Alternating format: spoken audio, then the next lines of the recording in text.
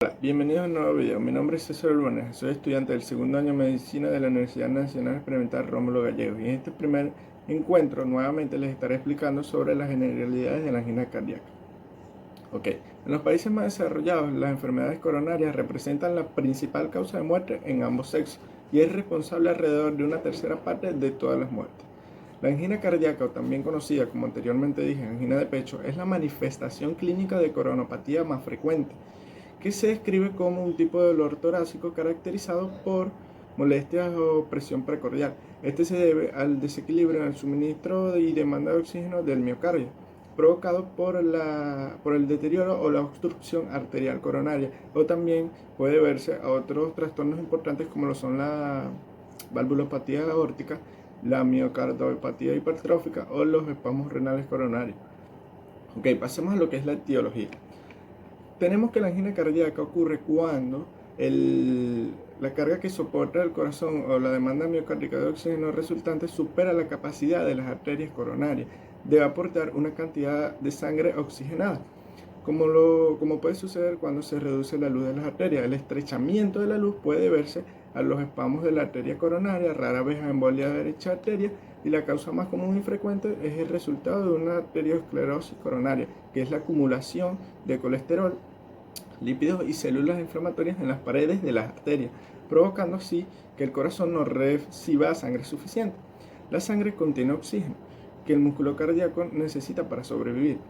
Si el miocardio no recibe este oxígeno suficiente, se produce una afección isquémica, llamada isquemia, dado que la demanda miocárdica de oxígeno depende sobre todo de la frecuencia cardíaca, de la presión sistólica y la contractibilidad se produce de manera característica cuando hace el ejercicio, que desaparece en reposo. Además del ejercicio, también nos encontramos con el aumento de la carga del volumen miocárdico. Suele aumentar en frecuencia en ciertas patologías como la hipertensión arterial, la esterosis aórtica y la insuficiencia aórtica o la miocardiopatia hipertrófica. En estos casos puede haber angina, puede haber arteriosclerosis, como lo puede señalar. Estas enfermedades reducen la percusión miocárdica como resultado del aumento del volumen miocárdico, que esto hace que se reduzca el flujo diastólico. Otra de las causas más importantes en esto es la acumulación de los factores de riesgo, como lo son la edad avanzada, el sexo, en ambos, que es como mayormente, ¿cómo lo diría así? Sería más frecuente. De manera, existen varios tipos de anginas cardíacas en los que se reconocen más variantes: la angina de pecho estable, inestable, y la conocida como vasoespástica hiperimeta o variante. La angina de pecho estable se caracteriza por un dolor torácico leve o episódico predecible, es decir, cuando hacemos un ejercicio, caminamos o subimos escaleras. Otros factores que afectan la demanda, como por ejemplo la taquicardia, la baja temperatura, las comidas pesadas, el estrés emocional, entre otros. Clásicamente, el valor se describe como una sensación opresiva subesternal que se puede irradiar hacia el miembro superior izquierdo, cuello, mandíbula y hasta a veces hasta el epigastrio. Este se suele aliviar con la reducción de la demanda, o sea, en el estado de reposo, a diferencia de la angina inestable, que es un dolor torácico que aparece en estado de reposo y es de mayor duración y menos intensidad. En el caso de la angina estable, este se asocia a una ruptura de la placa que lleva a una embolización de tromboesplasma o vasoespásmica. ¿Qué quiere decir esto? Como tal, si la acumulación de grasa, en este caso las placas de ateroma, se rompen, este forma un coágulo de sangre que puede obstruir totalmente o parcialmente el vaso sanguíneo. Y por ende, cuando decimos que disminuye el flujo sanguíneo al músculo cardíaco, este representa una señal del infarto al miocardio, que ocurre cuando la presión muscular pasa a ser fisiopatología de la angina cardíaca. ¿Qué produce? Ya sabemos que la angina cardíaca no es más que la disminución del flujo sanguíneo provocado por una isquemia a nivel del miocardio o de las paredes cardíacas. Repasando un poco lo que es la anatomía funcional, llegamos a que las arterias coronarias son las encargadas de la irrigación del corazón. Como podemos observar aquí, Estas están ubicadas en la superficie del corazón y cuando salen específicamente de la aorta y se dividen en arterias coronarias izquierda y derecha. Estas son las encargadas de suministrar sangre oxigenada y otros nutrientes al músculo cardíaco. Ok, yéndonos más un poco a lo que es el fondo, la pared cardíaca está conformada por 3 capas.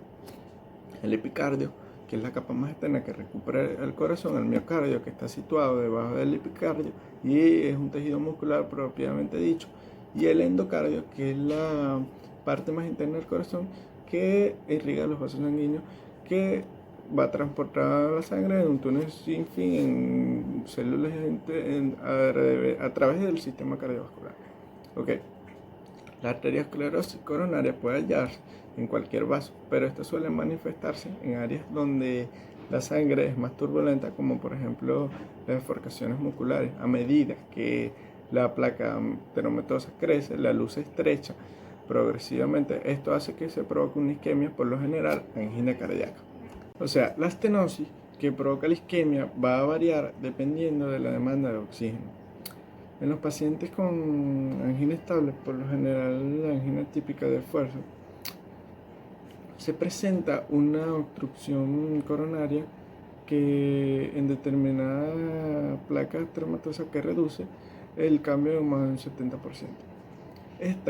En ocasiones esta placa teromatosa puede romperse o fracturamentarse por razones pocas claras. Por lo general puede deberse a el contenido de calcio o la morfología de la placa o el rejuvenecimiento reducido por una inflamación.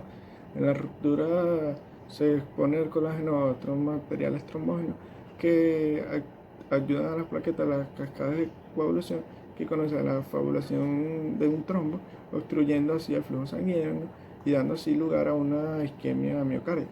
El espasmo material coronario es un momento localizado transitorio que estrecha significativamente y reduce el flujo sanguíneo, lo que hace que se mueva la población de trombos y conduce a un desarrollo de infartos o arritmias que ponen en peligro la vida de los pacientes. Las arterias sin ateromas, estas hacen un aumento cerebrovascular aumentado que por lo general las respuestas a estímulos de vasoconstrictores se ha exagerado. El mecanismo es incierto, pero este suele deberse a animales de la célula de las arterias. Las arterias con ateromas también se provoca una disfunción endotelial, donde posiblemente se provoque una hipertensión intravenosa. La angina cardíaca también se relaciona con el esfuerzo o la evolución emocional y se manifiesta como un dolor, ardor o nivel anterior del tórax que irradia al miembro superior izquierdo, cuello, mandíbula y espalda y a veces hasta el epigastrio. Esto también puede ser acompañado por náuseas, vómitos o fatiga, debilidad y diafragma. No obstante, durante los episodios de la angina la frecuencia cardíaca puede ser elevada, la tensión arterial alta y los riesgos cardíacos impresional distantes. Otros de los diagnósticos diferenciales son en la angina estable, que suele ser de 15 a 20 minutos, a diferencia de la típica angina inestable que puede durar más. El diagnóstico está conformado por la anamnesis, la exploración física y las pruebas complementarias. Estos basos son en los síntomas que presenta el paciente y las pruebas que se le realizan al paciente para continuar en presencia de los síntomas atípicos que se deben realizar un electrocardiograma, que es una prueba imprescindible durante la angina de pecho, ya que se presentan alteraciones del segmento ST y las células T. En la ST reside una isquemia subendocárdica y la otra sugiere un infarto inferior agudo. También está la prueba de esfuerzo, que es una prueba más realizada y útil, que consiste en realizar ejercicio en una banda sin fin o bicicleta hasta que se alcance la frecuencia cardíaca realizada o se presenten síntomas o cambios diagnósticos en el segmento ST. A los pacientes que tengan mutaciones físicas que no puedan realizar la prueba de esfuerzo, se les recomienda prueba de estrés o por fármaco, junto con imágenes obviamente de radiología que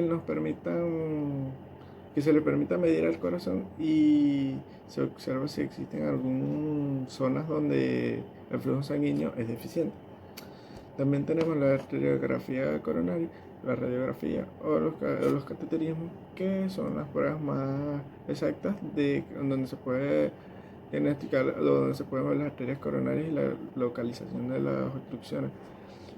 Y esto se diagnostica en el paciente con angina severa. Bueno, esto fue todo. Gracias por observar mi video. Espero les haya gustado. Nos vemos en un próximo video. Hasta pronto.